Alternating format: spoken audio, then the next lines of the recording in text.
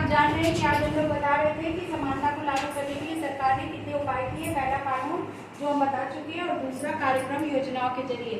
तो आज हम लोग इसके बारे में सार्वजनिक वितरण प्रणाली के बारे में हमने आपको अभी बताया, जिसे कंट्रोल सिस्टम या राशनिंग सिस्टम भी कहते हैं। और इसके तहत अनुच्छेद 21 के जीवन जीने के अधिकार के तहत कम कीमत पर अनाज उपलब्ध कराया जाता है बीपीएल और एपीएल वालों को। लाल कार्ड यानी बीपीएल और पीला कार्ड यानी एपीएल यानी बिलो पॉवर्टी लाइन वालों को लाल कार्ड, जिसके तहत उन्हें अनाज, चीनी, किरासन ऑयल, कपड़े, नमक ये सब उपलब्ध कराए जाते हैं। इसी तरह पीला कार्ड जो अपनी अनिवार्य आवश्यकताएं यानी रोटी, कपड़ा और मकान नहीं जुटा सकते, ऐसे लोगों को बिलो पॉवर्टी लाइन या गरीबी रेखा के नीचे कहते हैं।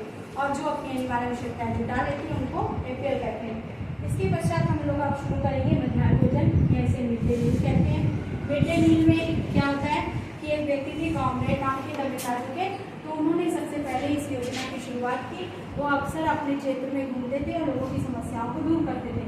एक दिन जब वो स्कूल गए तो उन्होंने देखा कि वहाँ बच्चे ही नहीं हैं। तो शिक्षकों ने बताया कि बच्चे आते हैं सुबह, लेकिन वो खाना खाने के लिए घर चले जाते हैं, फिर लौटते नहीं हैं।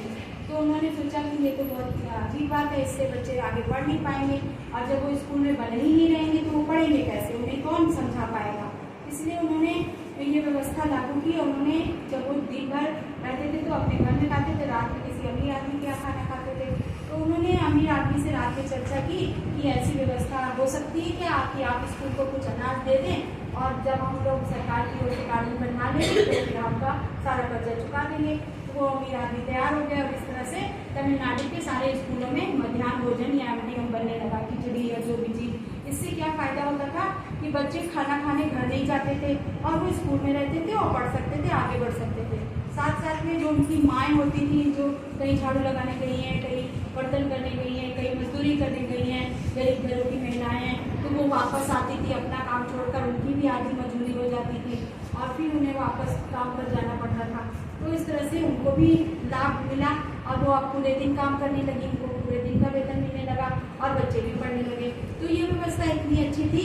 ये व्यवस्था तमिलनाडु में 2000 में चालू हुई थी। किस साल में चालू हुई थी? तमिलनाडु में इसे 2000 में चालू किया था। नेता का नाम था कॉमरेड। क्या नाम था? कॉमरेड। और इन्होंने बाद में सरकार ने देखा कि व्यवस्था बहुत अच्छी चल रही है तो उन्होंने पूरे देश में लागू कर दिया।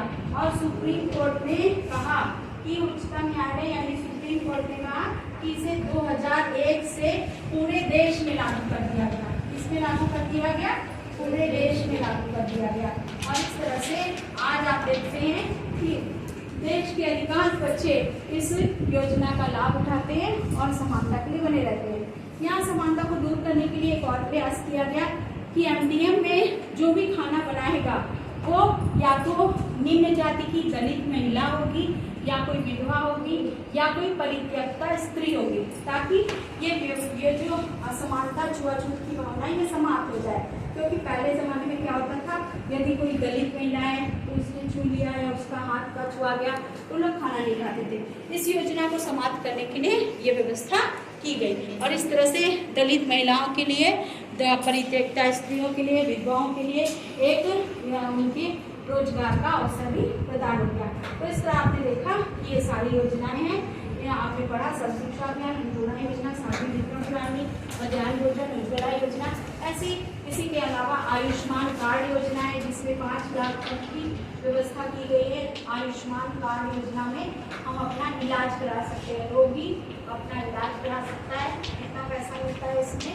एक व्यक्ति को 5 लाख रुपए तक की सेवा मिलती है और 5 लाख तक का जिसके पास रेड कार्ड है उसको 5 लाख तक मिलता है और ये रेड कार्ड दिखा के वो अपना रजिस्ट्रेशन करा सकता है और गंभीर बीमारी का एम्स में इलाज करा सकता है और इंडिया मेडिकल साइंसेज जो हॉस्पिटल्स होते हैं वहाँ करा सकता है।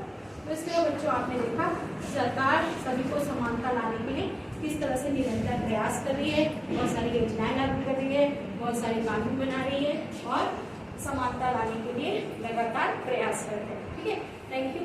आगे